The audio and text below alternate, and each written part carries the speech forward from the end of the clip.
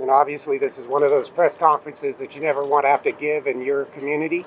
Can you speak louder, please? You're very soft. Sure. Thank you. This is one of those press conferences you never want to have to give in your community. And it's sort of a nightmare that you hope you never have to live in reality, but unfortunately we find ourselves in this circumstances where we have to live this today. I'm going to give you some brief information with the information that I have right now. We have literally dozens of officers working on this as we speak. So a lot more information will be coming to light throughout the evening and into the morning tomorrow. And as we have additional information to share, we'll push out through our social media platforms, and we'll set up another press conference so that we can share that information with you. This incident tonight started at about 5:41 p.m. There were reports of shooting on the north side of the Garlic Festival area. Officers were in that area and engaged the suspect in less than a minute. The suspect was shot and killed. It appears as if though they had come into the festival via the creek which borders a parking area, and they used some sort of a tool to cut through the fence to be able to gain access through the secure fence line, and that's how they got into the festival area itself.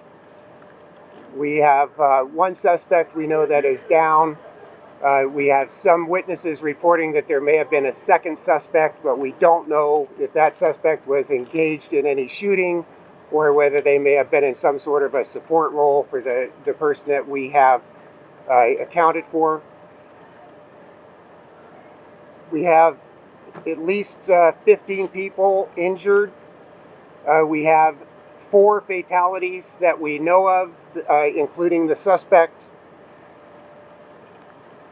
The officers that engaged the suspect, obviously we have a protocol that we need to deal with for that. So Santa Clara County has a protocol on dealing with officer-involved shootings.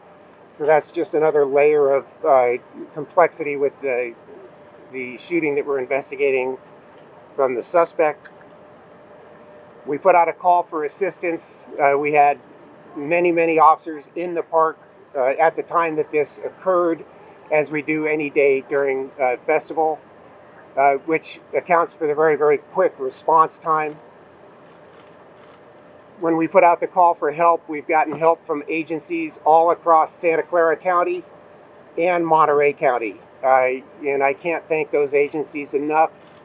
They came from, pretty good distances away to be here to help support and provide assistance with our investigation in dealing with the chaos of the scene at the time that it occurred. We have set up some things, a reunification, because, in the panic, people go out different ways than they came in and families got separated. And so we have this area at Gavilan College in Gilroy set up as a reunification area to try to reunite families that got separated. We also have a phone number for families to be able to call, and we have people staffing those phone numbers to work on the reunification process. That phone number is area code 408-846-0584. We also are asking for any witnesses because there was quite a number of people in the park. Anybody that witnessed this incident that can tell us anything, that took any photographs, that perhaps videotaped anything that might be relevant to this investigation, to please contact us. And we've set up a special phone number for witnesses as well. And that phone number is 408-846-0583. And that's about what I know at this point in time. Chief, at this point, you're not certain that there is a second suspect, that witnesses may have identified a second one, but you're not entirely confident that's the case? We believe, based on witness statements, that there was a second individual involved in some way. We just don't know in what way. Do you have a description of this person? I do not at this point. Is there a motive here? Do we know anything about I don't have any information on the suspect yet, and that will take a little bit of time, as with the victims as well. That will take some time before we identify them and make family notifications. What type of firearm was he using? What is being done to apprehend the second suspect if there is a second suspect? As I said, we've gotten assistance from literally dozens of law enforcement agencies across 2 counties, and so we have teams working to try to track down and identify leads regarding the second suspect. We're very hopeful that with the witnesses and statements that people are able to give us, that will help us to do that. Do you have security camera at the festival? Security cameras? Yes, like. No, not posted security cameras, no. The second person was not armed, is that correct? We do not know what the involvement is of the second person at this point in time. Can you clarify the amount of people injured and go into some of the injuries of the range? You know, I don't know what the injuries are. I haven't got a report on that. I do know that the list that they're keeping, the master list, it was up to 15 people the last time I looked at it, and that included the 4. I have no idea what the motive is at this point. And you could So be what able to bring witnesses this report firearm seeing inside the that festival. made it suggest that there was a second shooter or someone working with the shooter? What did they report to you? You know, I'm sorry, I don't have specifics on that, other than people reported a subject leaving the area that they thought was associated with this person. Was it a Gilroy officer that took him out? It was Gilroy officers that engaged this suspect, yes. Do you know the age range of those who were injured? You know, I do not have the age range at this point, I'm sorry.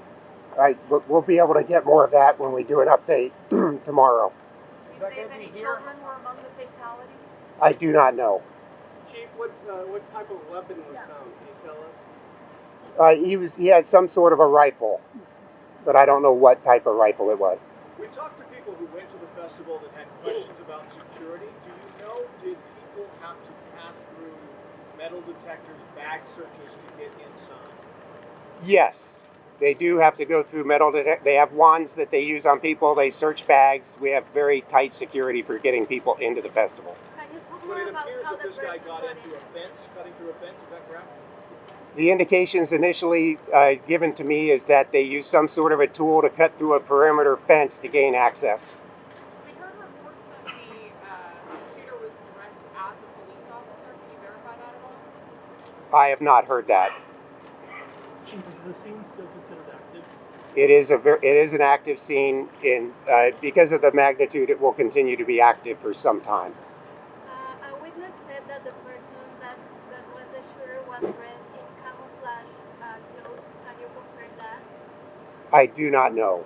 We'll take one more question, folks. We're told, based on interviews that we did today, we're told the shooter was shooting at random. Do you know anything on that? Is he shooting at random?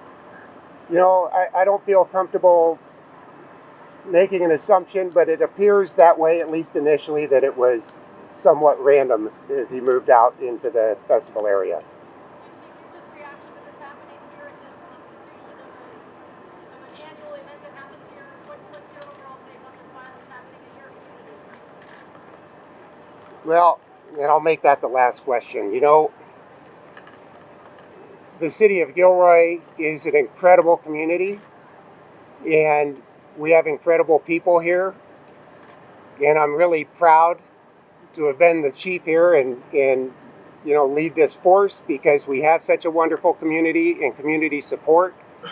And I think that this festival is a perfect example of that, because it takes literally thousands of our residents that volunteer their time to come put this on for people and to raise funds for all of our community-based organizations and charities and whatnot. And you can't say that about a lot of communities. And I think that the number of people that are willing to give their time for the betterment of other people is a wonderful thing. And it's just incredibly sad and disheartening that an event that does so much good for our community has to suffer from a tragedy like this. Chief, would you And say I'm- that a manhunt is underway for the second suspect? Is that a fair characterization? I would say that's a fair characterization. And I'm gonna stop now.